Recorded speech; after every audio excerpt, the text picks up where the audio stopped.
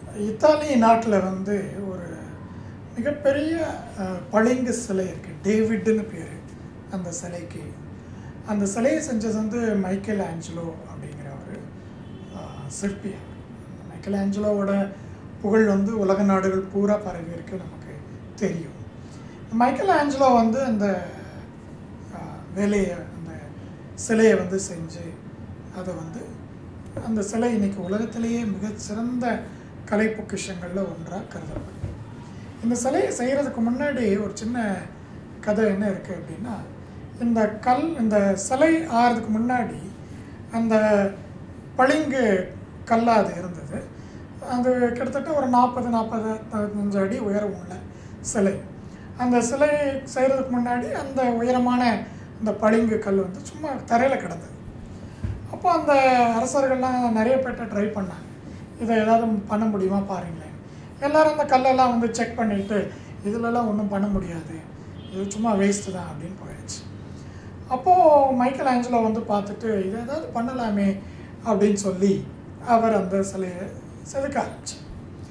அப்போது அந்த வழியாக வந்த ஒருத்தர் கேட்டார், என்னப்பா இது, நிறைய பேர் வேஸ்ட்டுன்னு சொல்லி உலகத்தில் சிறந்த சிற்பியெல்லாம் கூட பார்த்துட்டு இந்த கல்லில் ஒன்றும் பண்ண முடியாது அப்படின்னு சொல்லிட்டு போயிட்டாங்க, நீங்கள் இப்போ உட்காந்து இதில் என்ன பண்ணிகிட்ருக்கீங்க அப்படின்னு அவர்கிட்ட கேட்டாங்க. அப்போ அவர் சொன்னார், இல்லை இதுக்குள்ளே வந்து ஒரு தேவதை இருக்குது, அந்த தேவதையை வந்து நான் வெளியில் கொண்டு வர போகிறேன் அப்படின்னாரு.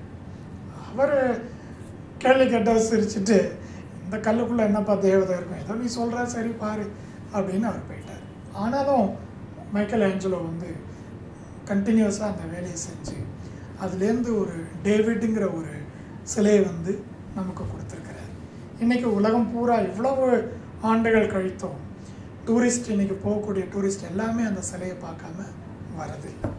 யோசிச்சு பாருங்கள், மைக்கேல் ஆஞ்சலோவும் அந்த கல்லை வெறும் கல் தானே, அதில் ஒன்றும் பண்ண முடியாது அப்படின்னு நினச்சிட்டு வந்தாருன்னா அவரால் ஒன்றும் அதை செஞ்சுருக்க முடியாது.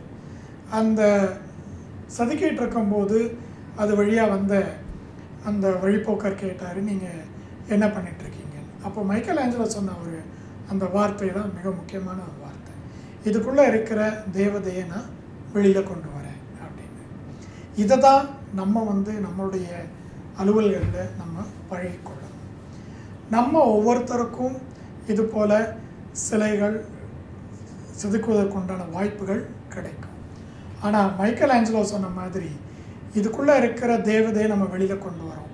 அதே மாதிரி நமக்குள்ளே இருக்கிற திறமைகளை நம்ம வெளியில் கொண்டு வரதுக்கு நம்ம செய்யக்கூடிய வேலையை வாய்ப்பாக பயன்படுத்திக்கிட்டோம்னா நம்ம செய்யக்கூடிய வேலைகளில் நம்மளால் பல வகைப்பட்ட திறமைகளை நம்ம வெளிக்கொணர முடியும். இல்லைன்னா இதையும் வந்து நம்ம ஏதோ சாதாரணமாக செய்யக்கூடிய ஒரு வேலையாக தான் நம்ம நினைக்க முடியும். நம்ம ராஜராஜ சோழன் வந்து மிகப்பெரிய தஞ்சாவூர் பிரகதீஸ்வரர் கோவிலை கட்டினார் நம்ம வரலாறு சொல்லுது.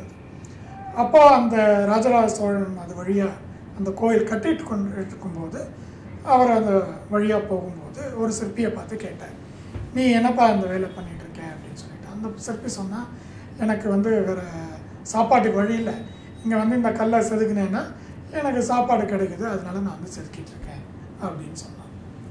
ரெண்டாவது சிற்பியை பார்த்து கேட்டார், நீ என்னப்பா பண்ணிகிட்ருக்கிற அப்படின்ட்டு. அந்த ராஜாவுக்கு வேறு பழப்பு இல்லைங்க, அவர் வந்து கல் இல்லாத ஊரில் கல் எல்லாம் கொண்டு வந்து செதுக்கி ஒரு பெரிய கோபுரம் கட்ட போகிறாராம், எங்களுக்கும் வேறு வழி இல்லை, வந்து நாங்கள் இந்த வேலையை பண்ணிகிட்ருக்கோம் அப்படின்னு. சரின்னு கேட்டுட்டு ராஜராஜ சோழன் மூணாவது சிற்பிகிட்ட போனார். போய் அந்த சிற்பிகிட்ட நீங்கள் என்ன பண்ணிகிட்ருக்கிறீங்கன்னு கேட்டும்போது அந்த சிற்பி சொன்னாரா, என்னுடைய ராஜா வந்து உலகத்திலேயே மிகப்பெரிய கோயிலை கட்டணும்னு சொல்லி நினச்சி எங்களுக்கெல்லாம் இங்கே கூப்பிட்டு இந்த வேலையை கொடுத்துருக்கிறாரு. அவர் செய்யக்கூடிய அந்த மிகப்பெரிய வேலையில் என்னுடைய மிகச்சிறிய பங்களிப்பாக இந்த வேலையை செய்கிறேன். ராமருக்கு அணில் உதவி பண்ண மாதிரி நான் இந்த வேலையை செய்கிறேன். நாளைக்கு இந்த கோயில் கட்டினது போது கட்டி முடித்ததுக்கப்புறம் என்னுடைய பணியும் அதில் இருக்குது, என்னுடைய பங்களிப்பும் அதில் இருக்குது அப்படிங்கிறத நினைக்கும்போது எனக்கு மிக பெருமையாக இருக்குது அப்படின்னு நினச்சிட்டு இந்த ராஜா வந்து உடனே அவனை கட்டி பிடிச்சிக்கிட்டார். இப்படி ஒரு கதை தான். இப்போது இந்த 3 பேருடைய மனநிலைமையும் பாருங்கள். முதல்ல இருந்தவர் வயிற்று பொழப்புக்காக இந்த வேலையை செய்கிறவர், ரெண்டாவது செய்கிறவர் ஒரு கம்பல்ஷனுக்காக செய்கிறவர். மூணாவது உள்ளவர் வந்து ஆத்மார்த்தமாக அவருக்கு என்ன தேவையோ அதை உள்வாங்கி கொண்டு ஒரு பேஷன் அப்படின்னு இங்கிலீஷில் சொல்லுவோம். பேஷன் அப்படின்னா முழுவதும் ஆத்மார்த்தமாக ஒரு வேலையை செய்வது. அந்த பேஷனேட்டாக செய்கிறவர் தான் மூணாவது செய்கிறவர். அந்த சிலை வந்து ரொம்ப அருமையாக வந்ததாக வரலாறு சொல்லுது. மற்ற 2 சிற்பிகள் செய்த வேலையும் அந்த அளவு சரியாக வரல. ஏன்னா அவங்க வந்து ஒருத்தர் வந்து கடமையாக செஞ்சார், இன்னொருத்தர் காசுக்காக செஞ்சார். அதே போல் நீங்கள் வேலைக்கு போகும்போதும் இன்றைக்கி எதுக்குடா நம்ம வேலைக்கு போகிறோம் அப்படின்னு நினச்சாலே நீங்கள் கடனுக்கு வேலை போகிறது தான் அர்த்தம். எனக்கு நான் செய்கிற வேலைக்கு என்ன சம்பளம் கொடுக்குறாங்க, இதெல்லாம் ஒரு சேலரியா? இதை விட பாரு, அந்த கம்பெனியில் இன்னும் நிறைய கொடுக்குறாங்க, இந்த கம்பெனியில் இன்னும் கார்லாம் கொடுத்துருக்காங்க, நிறைய ஃபெசிலிட்டிஸ் கொடுத்துருக்காங்க அப்படின்னு நினச்சா நீங்கள் காசுக்கு வேலை செய்கிறோம். ஆனால் நீங்கள் செய்யக்கூடிய அந்த வேலையை ஆத்மார்த்தமாக செய்கிறீங்க அப்படின்னா அந்த வேலைக்கு உண்டான ஒரு கௌரவம் கிடைக்கும். நான் சமீபத்தில் பாம்பேயில் இறங்கி என்னுடைய கார் வரல, அதனால் ஏர்போர்ட்லேருந்து ஒரு கால் டாக்ஸி பிடிச்சேன். இந்த கால் டாக்ஸியில் ஏறினவுடனே பார்த்தா மற்ற கால் டாக்ஸிக்கு இதுக்கு எனக்கு ஒரு வித்தியாசம் தெரிஞ்சுது. உள்ளே ஏறினவுடனே அந்த சீட்டெல்லாம் ரொம்ப க்ளீனாக இருந்தது.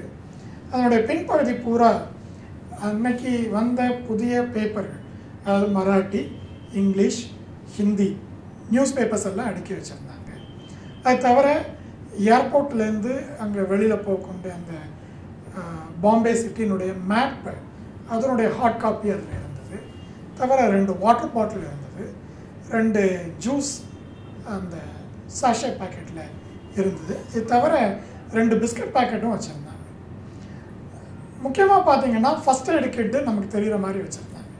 நான் அந்த டிரைவர்கிட்ட கேட்டேன், இவ்வளோ அழகாக மெயின்டைன் பண்ணுறீங்களா, எதுக்காக? இல்லை சார், இந்த தொழிலை வந்து இது வந்து எனக்கு நான் ஒரு தெய்வமாக கருதுகிறேன். இதில் ஏறக்கூடிய பயணிகள் வந்து பேசஞ்சர்ஸ் வந்து ஒரு கால் டாக்ஸில் போனேன்னு சொல்லக்கூடாது, இன்னாருடைய கால் டாக்ஸில் போனேன்னு சொல்லணும். அதுதான் எனக்கு வந்து சந்தோஷம்.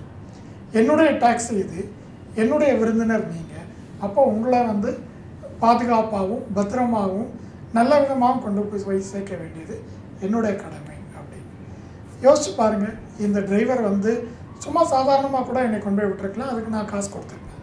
ஆனால் அவர் அந்த கால் டாக்ஸி ஓட்டுறதை ஒரு கடமையாகவோ இல்லை காசுக்காகவோ செய்யாமல் பேஷனேட்டாக ஆத்மார்த்தமாக செய்யும் பொழுது அதுக்கு கிடைக்கக்கூடிய மதிப்பும் மரியாதையும் தனி. இதனால் நாளைக்கு நீங்கள் வேலைக்கு போகும்போது உங்களுடைய வேலையை காசுக்காகவோ கடனுக்காகவோ செய்யாமல் ஆத்மார்த்தமாக, இங்கிலீஷில் நான் சொன்ன மாதிரி பேஷனேட்டோடு செஞ்சீங்கன்னா உங்களுடைய வேலையில் நீங்கள் வெகு சீக்கிரத்தில் உயர முடியும். உயர்வதற்கு என்னுடைய வாழ்த்துக்கள். நன்றி, வணக்கம்.